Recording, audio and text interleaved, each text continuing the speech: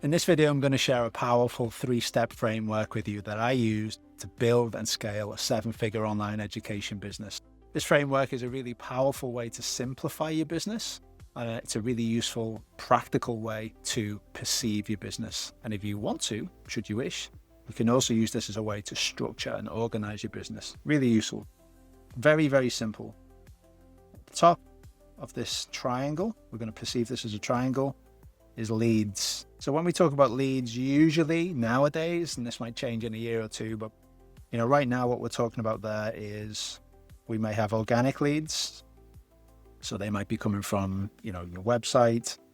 They might be coming from YouTube or LinkedIn or, Twitter, TikTok, whatever. They're organic leads. You may also have paid leads. Yeah, so you might have, Facebook ads, Instagram ads, maybe they're Google ads, YouTube, TikTok, LinkedIn, who knows, whatever. You're paying for that traffic. Yeah. These leads are free in terms of money that you have to exchange. They're not free in terms of time that you have to exchange. Organic leads, actually really expensive to get, but people think of them as being free. If you don't have capital, but you do have time, then this is where you begin. However, if you do have capital, you want to get things moving more quickly, then you can use paid traffic because you don't have to wait to get traction with your organic traffic. And ideally, you want both. You want a blend of both in your business. They might not be the only lead channels that you have, though, of course. You might also have stuff like partnerships and referrals. Yeah, word of mouth, depending on what product or service it is that you offer. That can be a very powerful channel to use, especially, for more like higher ticket, more relationship driven stuff. The next node of this triangle that we're going to look at here is sales. All right, so this is the mechanism by which you turn people who are interested in what you offer. We already know these people are interested in what you offer. They've become leads of your business. Maybe they follow you, they've joined your email list, they've subscribed to your YouTube channel, whatever it is. These people are leads. I generally don't really consider people leads until they've either contacted you or they're on your email list. If they're just part of an organic audience, I don't really think they're leads. They're not leads yet. These are people who've raised their hand to say, I am interested in what you offer. They've downloaded a lead magnet. They've emailed you, they've contacted you, they've DM'd you, whatever it might be. However you get them, these people move from being leads. And now your challenge is turn their interest and attention into cash. Yeah. Pounds, dollars, euros, whatever you want. That's the challenge. So for your sales system, you might have a sales team. Who get your prospects, call them, book them on calls, explain your offer to them and try and turn them into customers. Or for me, for my previous business, all I had was email. Email marketing was my sales team. My emails warmed people up, gave them lots and lots of value, built know, like, and trust, and ultimately predisposed them to want to do business with me or buy my stuff because they realized I was very helpful. I believed passionately what I was doing. I was providing value for them. So ultimately, when the time came for me to make an offer to them, they were ready to buy. They already knew me, liked me, and trusted me. Great, they're ready to buy. So, when you think about having some type of sales conversion mechanism, it does not have to be a team. It's pretty expensive to have a sales team. Email marketing can be just as good. But also, you can think about your sales function as sales pages. That's part of your sales function. VSLs, copy. All of these things are part of the sales unit of your business. Okay, so the next part of this is delivery. Now, this is where your customers go. All right. So these people have expressed an interest in what you offer. You have converted their interest into pounds, dollars, euros, whatever it is. And now these people have bought your thing. And now you've got to deliver the thing, the transformation, the promise, whatever it is that you've sold to them. You've got to make good on that now. So in your delivery function, at its most basic level, you can just think of this as your product or service that you offer. But of course, within that, there's all kinds of stuff. It might be that you're selling courses, coaching, whatever. You might have an agency. It could be anything. You're delivering the thing that you said you would. But within that, you want to deliver what you do with excellence. Of course you do. But also sat within this delivery function of the business is all of the stuff that makes all of this possible. So I also include in this bucket things like HR, legal, finance. You with me? Everything that makes this possible. So these are all the different functions of the business. So we've got leads, we've turned them into sales. Now we're delivering on that. And hopefully we do a great job of our delivery. These people will continue going around.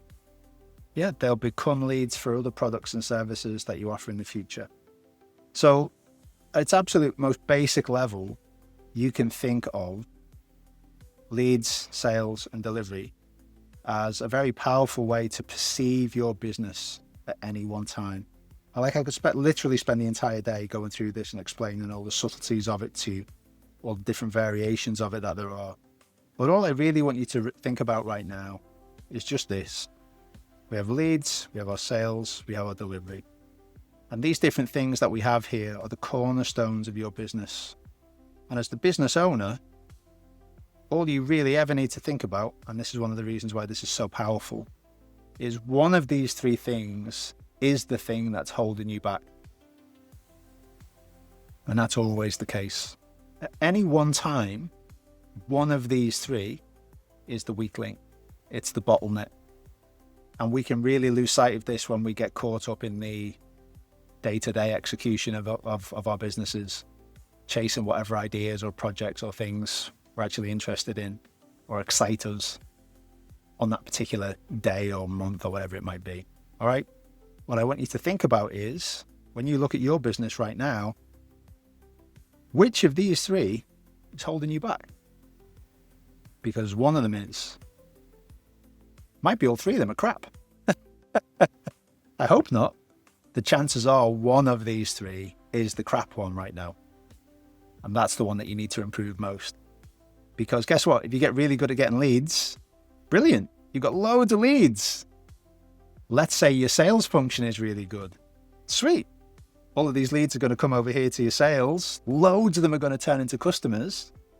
But let's imagine that it's over here where you're not so good. You don't have the people or the systems to take on board all of that influx of new customers. You see how this works? What about if your leads are brilliant? You're just getting inundated with leads, but your sales doesn't convert enough of them. So even though you've got an amazing lead function in the business, sending great quality leads all the time into your sales funnel, most of them slip through the cracks.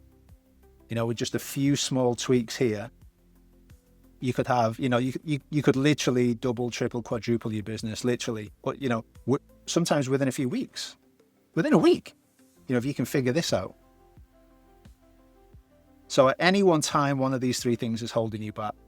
Now, this might look like super, super simple, basic stuff, but for a lot of people, they lose sight of the fundamentals of this as their business grows. They get caught up with other things. They get caught up with the intricacies of one of those three functions. They think, we need a better sales page. We've got to have better marketing. We need to rebrand. None of this stuff matters. All that matters is are you getting high quality leads into the business every single week? Yeah. And this is one of the reasons it's so useful is you can have really clear KPIs. Yeah. So how many leads do you get on a weekly basis? That is, if we think about the vital metrics of your business, that is one. How many leads do you get on a weekly basis? Okay. What is your sales conversion rate? In terms of your delivery, what is the lifetime value of a customer? What type of net promoter scores do you get? Yeah. So how many leads do you get? What percentage of them convert into customers? What's the value of your average customer? And how satisfied are they with what you provide? A net promoter score, that thing of, on a scale of 1 to 10, how likely would you be to recommend our product to friends or family? So just with those 3 things alone, if you just track those 4 things of your business and make sure that number go up, all will be well. They're literally, there's many, many other things that you can think about. But if you wanted to reduce the growth of a business to its most elegantly expressed health check, then you wouldn't go far wrong with those 4. How many leads do we get? What's the sales conversion rate? What's the lifetime value of the customers? How satisfied are our customers with the service that we offer? Okay, now there's a few intricacies to this. I don't want to dwell on it too much. I want you to just get the big picture overview of this. But a good way to think about it is, not only can you use this as a way to perceive the business, which is huge for a business owner to have a simple clarifying filter that they can look at the business through, see through all the noise, all the complexity, all the crap, and just see immediately what's happening at any one time where things are falling short. Not only is that extremely powerful, helps you plan and organize what you're doing, but also you can structure the business this way. So for example, your Google Drive, can be organized into 3 folders: leads, sales, and delivery. Your bookmarks that you use on your web browser, your documentation, your SOPs, your teams, everything can be structured around this. I built a business that went from 0 to 7 figures, literally just using this system. It didn't need to be any more complex than this. And I needed that, man. I needed the simplicity. I needed it to stay simple. And the simpler I could keep things, the easier it was to grow. That's it. That's the truth. I'm an idiot. I like simple things. So for example, if you really, really want to run with this, then what you can also do is you can structure your team this way. Now, I don't know if this would work well in a 50 or 100 employee company. It probably wouldn't, because things get too complex at that stage. But if your team is sort of less than 15 people, less than 20 people, this worked really well for me. And that was having a person who was head of leads. Like, their job is literally lead flow. Yeah. So you appoint a person to be the head of leads. Yeah. They are your lead gen expert. And their job is to generate leads. And they are measured by 2 KPIs. One is how many leads do they get? And 2, what is the quality of those leads? And there is a back and forth between leads and sales here. Because the person who's in charge of your leads will, if the leads don't convert, they'll say it's because of the person who's in charge of sales, and vice versa. So there's a back and forth there. If you have a person who is your head of sales, you could call them a sales director if you want. If you want to be corporate about it, you could just call them a sales conversion specialist, whatever. It doesn't really matter. Just be an internal team member. But their responsibility is to make this number go up. That is their number one goal, is increase sales conversion. Now, when that number isn't going up, they will say it's because of the quality of leads that they're being sent by this person.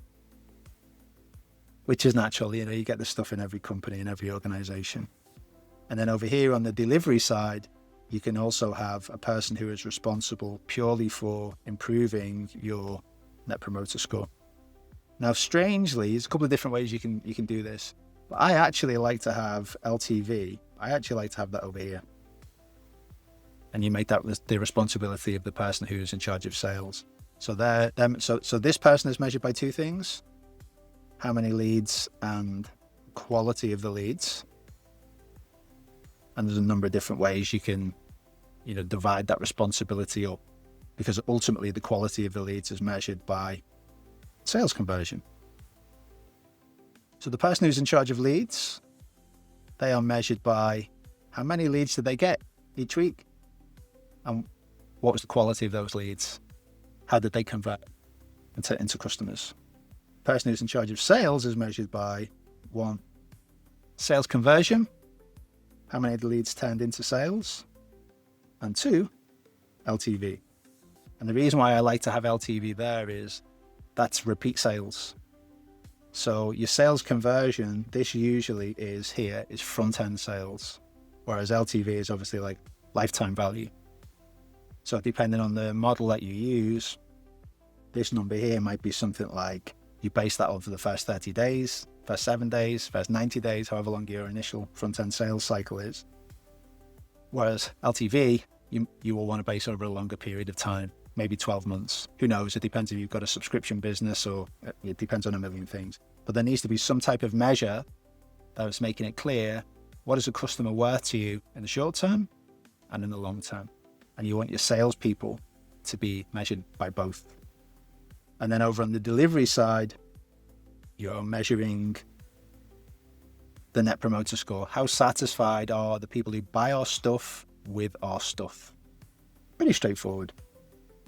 And then all of the other stuff that sits in delivery, as I outlined it before, so all of the other departments that support the delivery of your product, and that's everything, isn't it? It's the whole company, essentially. Certainly everything outside of sales and marketing. Everything over on this side is sales and marketing. And then every other function of the business, I put into delivery. Yeah, HR, legal, finance, all of that stuff. So it's a very powerful way for you to, as I said at the start, it's a really powerful way to simplify your business. It's a very useful and practical way to perceive your business. And if you want to, you can also structure everything about your company this way. I hope this has been useful for you. I like the simplicity of this. I just love that it's just 3 things. It's super easy to remember. LSD, lead, sales, delivery. And sometimes all we need is a fresh pair of eyes to see our business, to get things back on track, to see things with clarity, to be able to plan things in a simple way. And the good thing is once you have these things in place, all you really need to look at on a weekly basis is your key metrics. How many leads did we get? What was the sales conversion of those leads? If it's down, then you need to speak to the person who's in charge of this, yeah? Whoever's in charge of your lead flow, you've got to speak with them. They've got to perform. That's what you're paying them for, to generate leads that are good quality. You look at your sales numbers. What's our sales conversion? What's our lifetime value? If those numbers aren't going up, there's a problem. And on the delivery side, how satisfied are our customers with what we're providing? Super, super important. If you want to, I'd never actually structured it this way, but I wish I had.